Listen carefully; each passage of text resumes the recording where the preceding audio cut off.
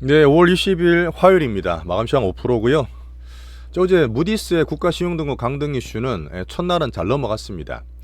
근데 제가 제목 지은 것처럼 우리나라의 코스피가 외국인 잘 들어오다가 미국 때문에 살짝 흔들리고 오늘도 관망이었어요. 근데 제가 예전에도 말씀드렸지만 외국인이 들어오든지 삼전 흐름이 잡히면 조금 파워풀하게 진짜 주도주들이 많이 나올 수 있거든요. 근데 그 중에서도 빅단타들 왔다 갔다 해도 저희는 전략 매집주나 한류 섹터 여전히 꾸준하게 좋습니다. 뭐 종목이 확확 가진 않더라도 여기서 우리 종목들은 슈팅할 수 있기 때문에 꼭 좀 같이 봐주셔야 되고, 자, 앞에도 종목이 살짝 드릴 거예요.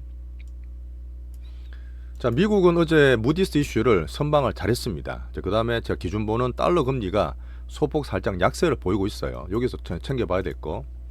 자, 관세 협상 과정을 녹록치는 않지만 다 전해드리고, 제가 이제 시황을 좀 빌드업한 과정에서 트럼프 얘기했던 메가빌이 있습니다. 이게 사실 되게 중요한 이슈라서 한 번씩 말씀드리는데 꼭 같이 봐주시고요. 자, 지금 뭐 재정이 어떻다 이렇게 하지만 결국은 미국도 성장을 키워야 됩니다. 성장 키우는 과정에서 가장 중심은 AI이기 때문에 빅테크 이슈와 함께 성장 이슈 다 챙겨드릴게요.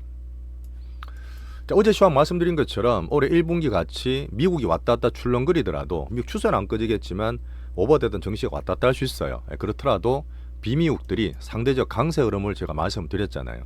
과정 관리 다 해드리겠습니다. 오늘도 괜찮았어요. 자, 우리나라가 아직 외국인들이 들어오지 않고 하다 보니까 약간 단단해 있습니다. 근데 그 가중에서 우리는 또 제일 강한 거, 우리 포트 종목 보시면 되고, 아직 오늘 외국인 좀 관망했다. 자, 빅 종목 한류 섹터 여전히 좋습니다. 여전히 제가 관세에 살짝 밀려난 것도 있고 돈들이 괜찮기 때문에 엔터와 오늘 슈팅했죠. 중간 들어갈 수 있습니다. 화장품이나 전략 매집주도 아침에 이제 게시판까지 올려드렸고, 자, 걱정하실 수 있는 헬스케어와 함께 바이오 섹터 좀 약세였는데, 자, 제가 볼 때는 이제 거의 바닥 신호가 났어요. 이제는 더 떨어지는 게 아니라 살짝 머리 들고 수급 들어올 수 있으니까 개별주 상승과 함께 추이를 좀 보고 있습니다. 아직 시원하게 지수가 출렁거리고 팍팍 가지는 않지만 우리 종목 내에서 또 슈팅 또 나올 수 있어요. 우리 기다렸던 수십 프로 익절할 수 있기 때문에 꼭 같이 봐주셔야 되고, 파트 2로 넘어가면 제가 종목별 사소한 이슈가 다 챙겨드리면서 포트 관리법까지 다시 한번 말씀을 드릴게요. 자, 좋아요, 구독, 알림 설정 꼭 좀, 이거 엄지 설정 꼭 좀 부탁드리면서 시작해 보겠습니다. 자, 미국이 출렁거리더라도 우리 기준은 묵직한 달러와 10년물 장기 금리입니다. 어제 사실 30년물이 5% 살짝 넘어갔어요. 자, 무디스 때문에 또 수급들이 움직여서 약세를 보였는데 약세 흐름이 잘 좀 마무리되면서 끝났습니다. 하지만 조금은 경계감이 있고요. 요즘 변동성 모는 빅스는 안정적입니다. 많이 떨어져 있으니까 뭐 크게 나쁘진 않아요. 하지만 이 금리에 대해서 베센트도 말씀드렸지만 조금 부담을 가지고 있어. 약간 누르긴 해야 되는데 이런 시장 경계심 때문에 전반적으로 시장이 좀 보는 건 있습니다. 자, 무디슈스는 끝난 건 아니에요. 며칠 동안 좀 보긴 해야 되는데, 분명히 미국은 야 너네들 재정부채 너네들 이자 부담이라는 얘기를 드렸고, 시장은 조금 반영된 부분에서 베센트는 여전히 후행지표를 일축을 했다는 얘기 드렸죠. 어제 나왔던 부분은 연준의 부의장이 제퍼슨입니다. 이분이 또 한번 얘기 나와서 약간 또 뭐 무난하게 얘기 드렸는데, 관세나 이쪽 영향이 좀 크다. 역시 고용이나 물가를 보는 거지 무디스가 말했던 거는 별거 아니다는 식으로 얘기하다 보니까 어제 정시를 좀 땡기는데 일주일했다 보시면 됩니다. 자, 금주에 대만의 컴퓨텍스 2025로 보는데 젠순항이 떠났어요. 젠순항 떠나서 지금 라스베가스 왔거든요. 약간 관심도가 좀 줄어들었죠. 자, 관세 이슈는 어쨌든 90일간의 각각 유예를 한 이후에 흐름 변화를 제가 말씀드립니다. 그냥 결론적으로 약간 녹록진 않아요. 생각별로 녹록진 않고 그 과정에서 미중 간도 서로 딴지도 걸고 좀 불떡거리는 거 있습니다. 분명히 스위스에서 합의를 잘했잖아요. 그때 급등다고 막 그랬는데, 너네 말한 것처럼 볼 때 반도체 너무 타이트하던데 이렇게 시정을 좀 요구하고, 중국을 자꾸 이렇게 훼손하면 우리 가만히 있지 않겠어, 단호한 조치를 취하겠다, 이렇게 또 중국에서 한마디 했습니다. 자, 최우선 협상 국가인 우리나라랑 일본이랑 유럽 같은 데가 해야 되는데 아직 특별한 얘기가 없고요. 일본은 잠깐 말씀드릴 거 있어요. 자, 그리고 중국이 그때 어디였죠? 남미도 가고 그다음에 동남아시아도 가고 또 유럽 또 만납니다. 유럽도 지금 독일이나 덴마크, 폴란드 만나면서 미국에 대항한 자유무역을 자꾸 얘기하고 있죠. 발등에 불 떨어진 경제 힘든 국가들, 이런 거 보시고요.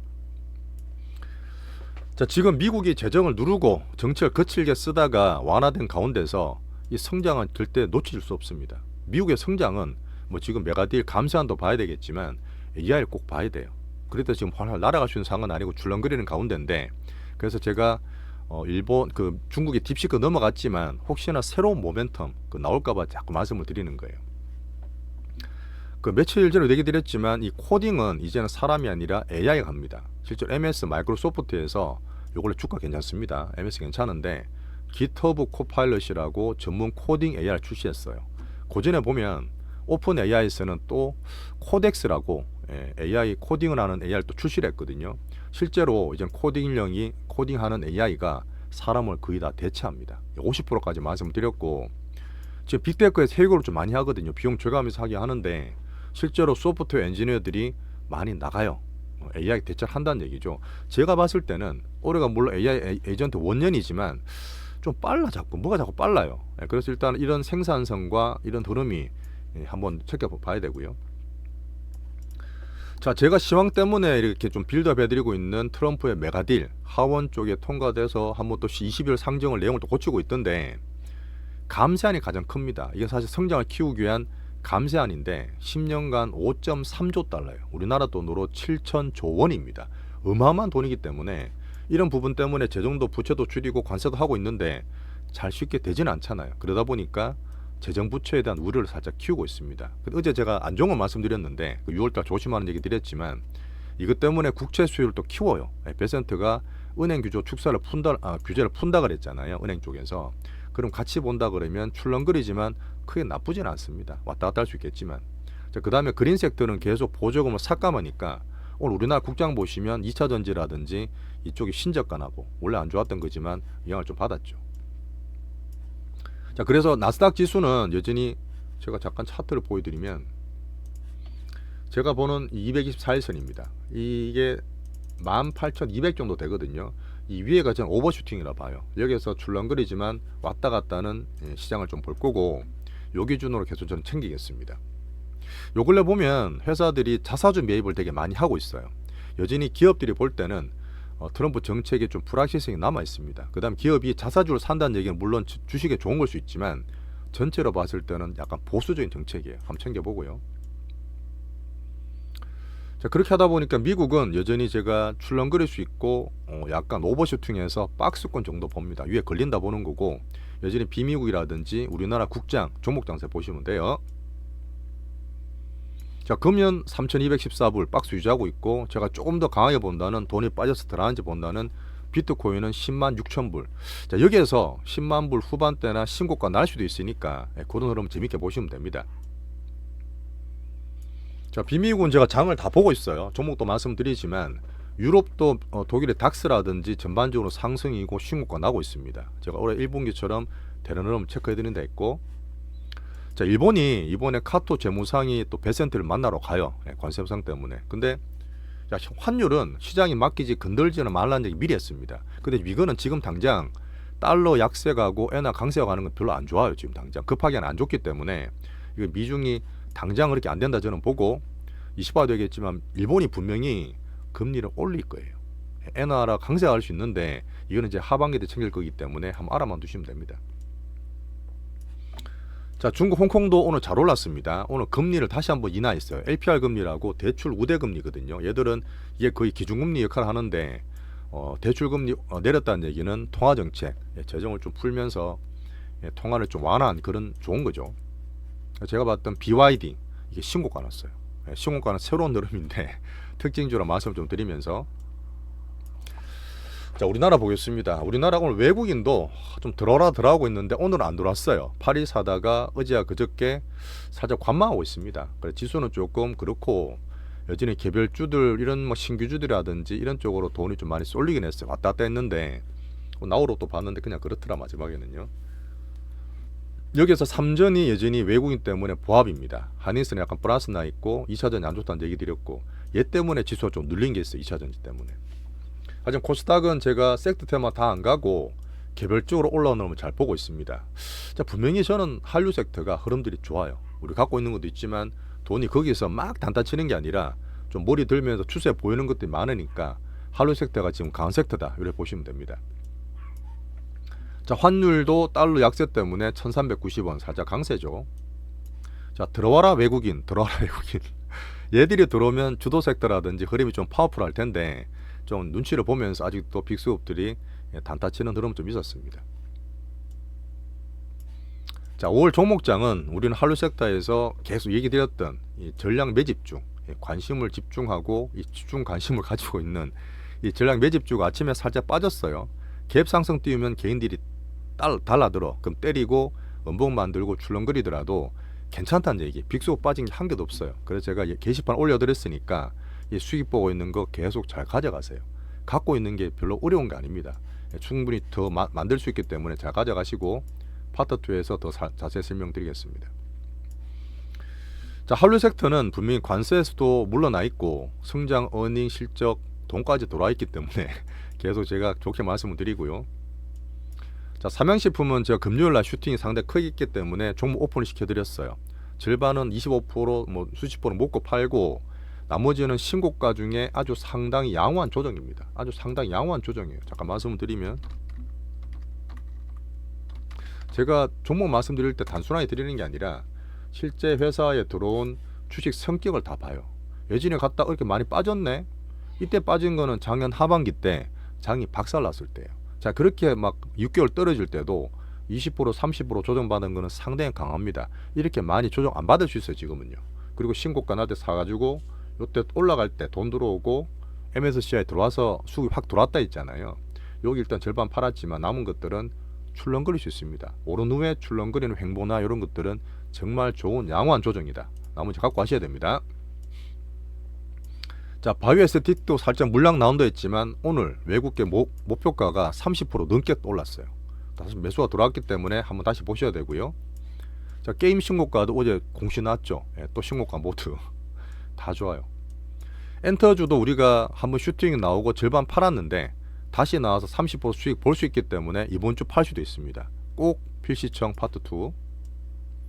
자, 로봇테마가 테마의 수급이 좀 돌아요. 종목 같이 말씀드리고 있는데 파트 2에 설명드릴 거고요. 자, 온디바이스 계속 흔듭니다. 올랐다 빠졌다 올랐다 빠졌다. 이게 단타 치거나 마음 급한 사람 개인 떠나라 가는 거예요. 우리는 안 떠납니다. 포트 들고 5월 매집주다 보니까 온디바이스 잘 가지고 계시면 돼요. 행보 잘 기다리세요. 자, 반도체는 삼성전자 때문에 딴 거 말씀 안 드리겠습니다. 수급이 중요하다 보니까 외국인이 들어올 때까지는 현금 같은 5만원대, 5천원, 5만 5천, 6천원 이렇게 왔다 갔다 하고 있고요. 자, 삼성과 수급 디커플링, 방산조선, 하나를 말씀드리고 여전히 단타 치고 하고 있는데 제가 두산 에너빌리티 얘기 드렸잖아요. 3만원대 돈 들어왔다. 조금 이제 그 밸류가 비싼데 했는데 돈이 좀 이긴다 말씀드렸고 37,000원이니까 20% 넘게 수익 났어요. 혹시 갖고 있는 분들이 보는 분들은 오늘부터는 제가 팔아라는 얘기 좀 드리겠습니다. 제가 보는 파동이니까 요거는 보신 분들 참고로 보세요. 언급드렸던 거는 다 다시 말씀드립니다. 제가.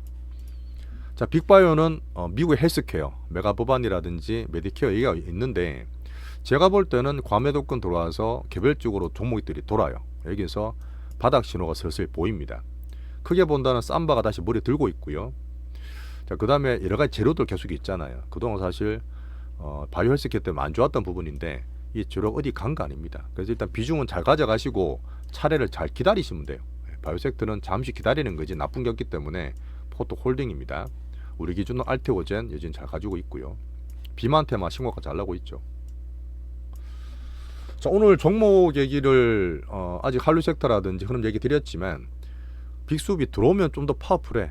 아직 단타도 많이 치고 할 수 있겠지만 제가 좀 드리는 말씀 중에서는 수급 분석이라든지 이 빅수급이 훨씬 덜 빠지고 변동이 덜하고 추세가 머리를 잘 들어요. 그래서 유익하게 할 수 있는 빅수급 얘기라 보시면 되고 지금 강강약약 측면에서는 한류 섹터 분명히 강합니다. 그래서 제가 비중을 자꾸 말씀드리는 거고 자, 올라서 제가 꾸준히 종목 익절을 합니다. 이렇게 수익을 꾸준히 챙겨놓고 난 다음 현금이 생기면 그냥 짧게 파는 거 아니다. 수십 불 먹고 파는 건데 현금은 막 빠지는 약한 종목 사지 마세요.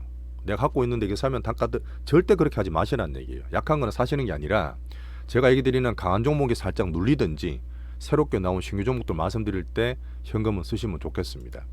요새 정말 급한 수급 왔다 갔다 하는 지뢰들이 정말 많아요. 그래서 정말 조심하시고 자, 오늘 멤버십 고객분들 정말 감사드리면서 자, 파트 2 넘어가서 우리 종목들 설명 다시 한번 드리겠습니다.